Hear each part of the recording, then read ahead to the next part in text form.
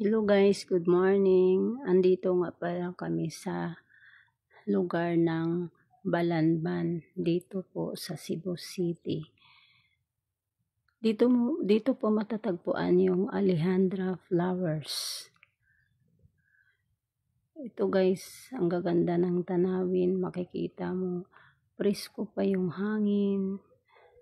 Matatanaw mo yung buong kapaligiran guys. Ang gaganda ng mga bulaklak, iba't ibang kulay.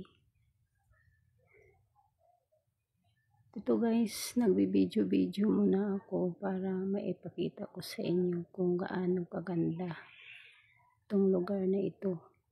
Andito kami sa tuktok.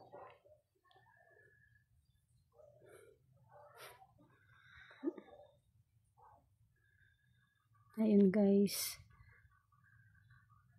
Kung gusto ninyong pumasyal dito guys, punta lang kayo dito sa Balanban.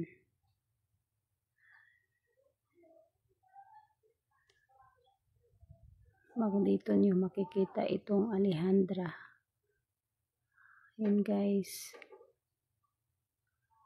Makikita niyo dito ang mga magagandang bulaklak na iba't ibang kulay guys. Yun lang guys.